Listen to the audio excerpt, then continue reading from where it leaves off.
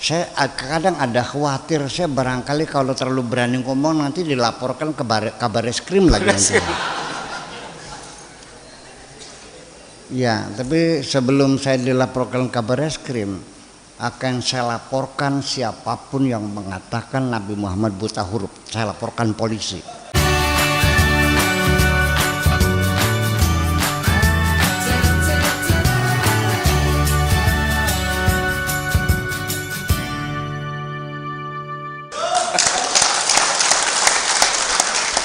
Karena ini menghina Nabi saya. Karena buta huruf ini identik dengan goblok. Kalau ada anak itu disuruh ini salah, suruh lagi salah, sebenarnya salah. Dasar buta huruf loh. Artinya buta huruf tuh. Goblok.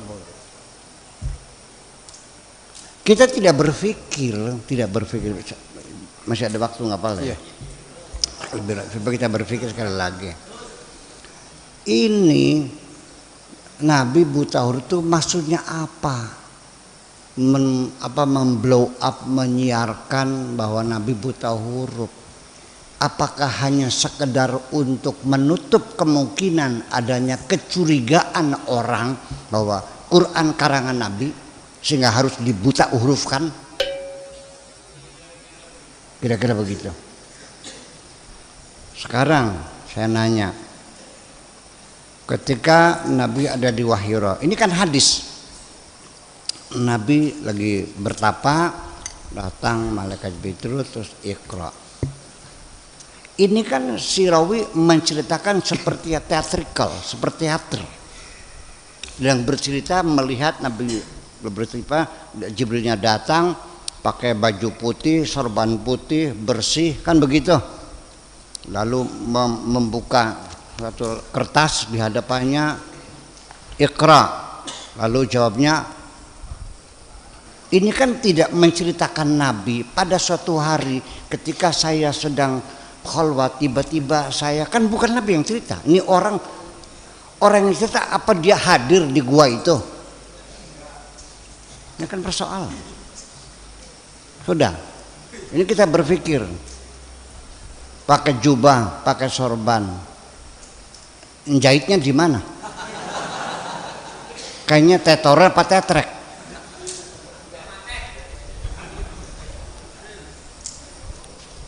Iya. Apakah kamu berimajinasi seperti jubah sekarang ini pakai orang? Udah. Kemudian lagi, Iqra, tulisan. Quran itu turun berbentuk tulisan atau berbentuk kaulan? Gagal kan? Gagal kan? Waratil Quran inna sanulqi 'alaika qaulan tsaqila. Biar cerdas mikirnya.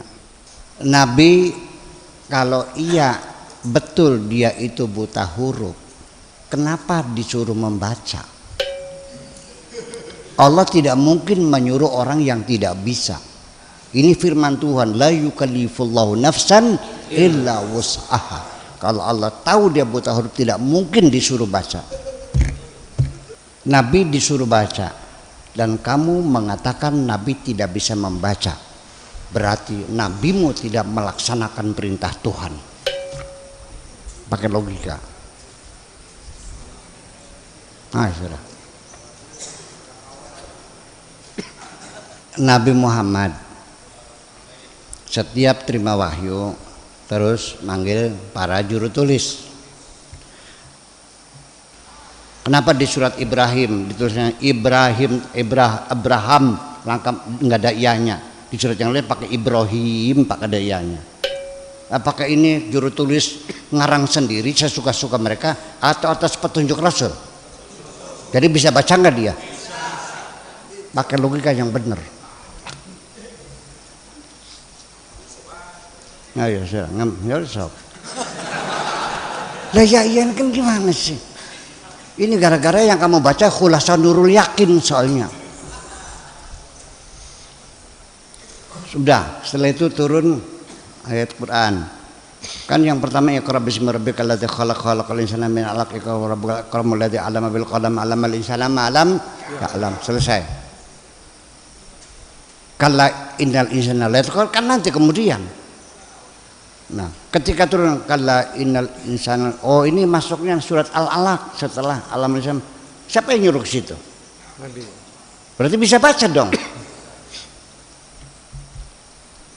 Betul nggak?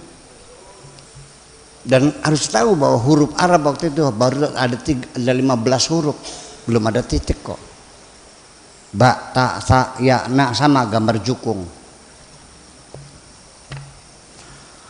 Ini jadi persoalan. Ya kan begitu.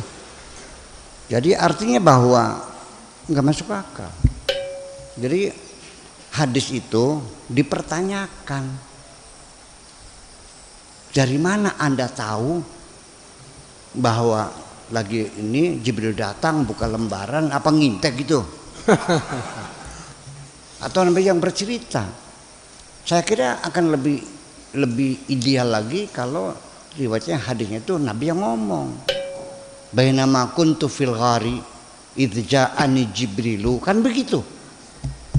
Ini kan cerita. Yeah. Itu persoalannya. Jadi untung saja ada Imam Bukhari katanya kan gitu, hadis. Imam Bukhari itu pernah mengecek, meneliti, mengurai, menganalisa, ya, mengklarifikasi dari teksnya, dari rawinya, sanadnya. Ini kata Anfulan, dicek orangnya, coba jujur nggak orangnya? Ya ternyata bohong, coret kan gitu. Semua kan gitu. Itu sampai akhirnya setelah diseleksi yang lolos hanya 14.000 Sahih Bukhari itu. 600.000 hadis diseleksi secara cermat, kejujuran perawinya dan semuanya itu dalam 16 tahun. Yuk kita ngitung. 16 tahun. Hadisnya 600.000. Sob, mana kalkulatornya? 600.000 dibagi 16 tahun, berapa setahunnya? Sok hitung-hitungan dulu. Berpaham. Bagi 16 tahun. Berapa setahunnya tuh? 600.000 dibagi. Wis gampang, masih kenceng gak kita? 37.500. Nggak hafal kita, Bapak. Iya boleh. 200. Iya. 1 tahun. Nah, dibagi 12 bulan. Iya. Jadi sebulan berapa? Dibagi 12. 3.125. Nah, 3.125. Sehari. Sebulan dibagi 30. 104. Sehari dibagi 14 berapa? 24 jam dibagi 24. 4,3 sekian. 4,3. Udah 4 saja dah, 4 hadis. 1 jam tuh. Berarti dia bisa menyelesaikan tugas 1 hadis dalam 15 menit. Selama 16 tahun aja ngakal boleh. Kapan naik ontanya, kapan ketemunya, kapan segala macam. Itu kan pertanyaan besar. Ya seru.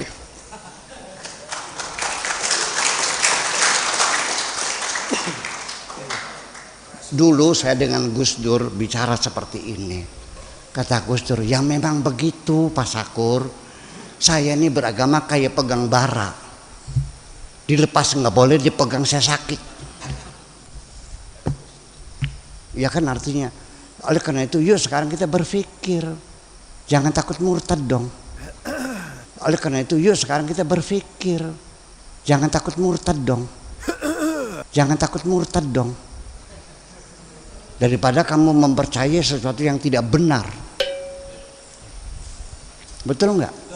Ya iya, berpikir kritis. Selama ini kita dididik beragama ini dengan cara pejamkan matamu, matikan lampu, tutup jendela, kunci pintu. Yakinlah begitu caranya. Selama ini kan begitu. Pokoknya kan begitu. Yuk kita berbicara rasional. Itu yang saya inginkan. Dan ini akan terjadi perubahan nanti. Tapi kalau tidak dimulai dari pikiranmu, bagaimana bisa berubah?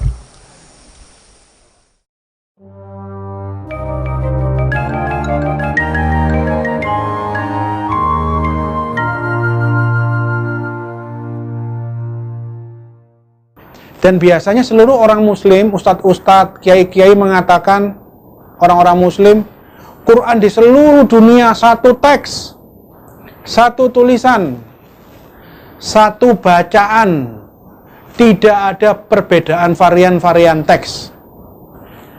Satu hal yang perlu digarisbawahi dalam perbedaan terkait dengan bacaan Al-Quran, bahwa terkait dengan Al-Quran ini memiliki namanya qiraat ya. Dari ini kita bawa mushaf Al-Quran yang dicontohkan. Ini adalah mushaf riwayat Warash. Ya, riwayat Warash ini dipakai menjadi mushaf resmi di Maroko.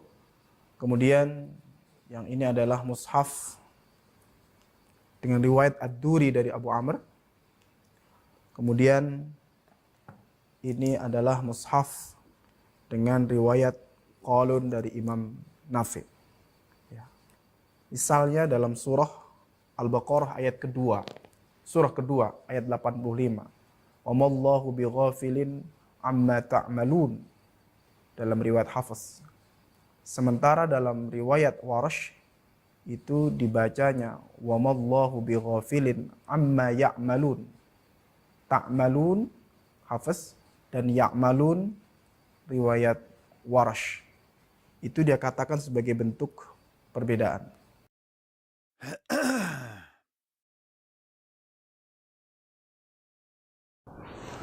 Di sini yang dipakai di Indonesia ta'malun, dari yang kalian, engkau, you kerjakan.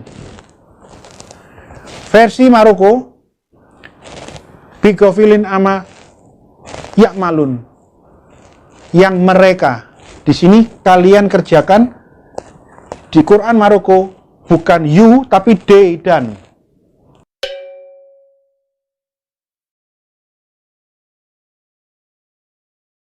Nah, satu hal yang dilupakan oleh Gracia Pelo adalah bahwa kesamaan Al-Quran itu adalah kesamaan dalam bentuk susunannya, yakni keseluruhan Al-Quran, baik itu riwayat Hafiz, riwayat Warash, riwayat Ad-Duri tadi, itu semua isinya adalah tersusun dari surah Al-Fatihah sampai dengan surah An-Nas. Surah Al-Fatihah sampai dengan surah An-Nas. Semua sama.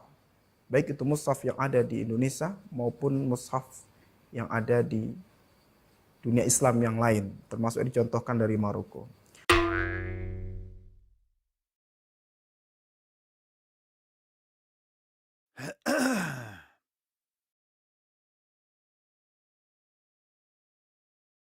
Ketika kita membaca dalam suratul Fatihah misalnya, kata Maliki Yaumiddin, yang dalam bacaan Hafiz dibaca panjang, mat, maka di bacaan yang lain, termasuk Qalun, ya, itu membacanya pendek, Maliki, ya, tidak Maliki.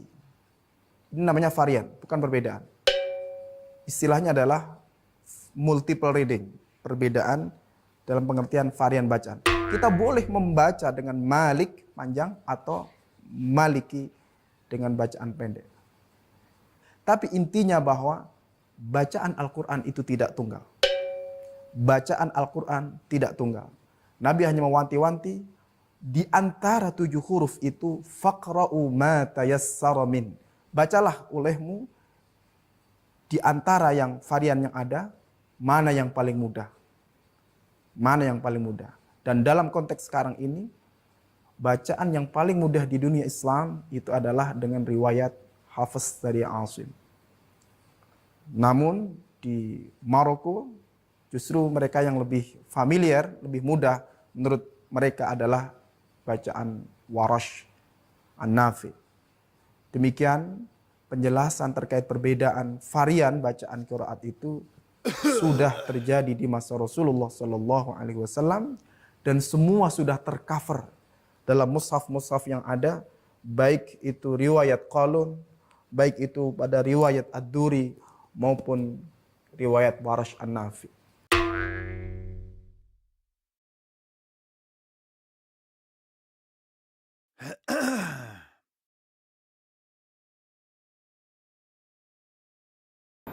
Hanya diperbolehkan satu versi tulisan Quran, satu bentuk huruf Quran, satu dialek Quraisy, dan hanya boleh ada satu versi bacaan Quran, yaitu bacaannya Utsman. Tidak diperkenankan ada qiraatus sabah, qiraat yang berlainan, 7 bacaan, tidak boleh. Qiraatus sabah hanya pernah ada sebelum zaman Utsman, selama Muhammad masih hidup. Kalau menurut saya kalimat ini mungkin harapan ya, harapannya orang Muslim. Tapi terus terang hal ini tidak sesuai dengan fakta yang terjadi sebenarnya. Klaim Quran di seluruh dunia satu teks, satu tulisan, satu bacaan, satu makna, itu tidak terbukti.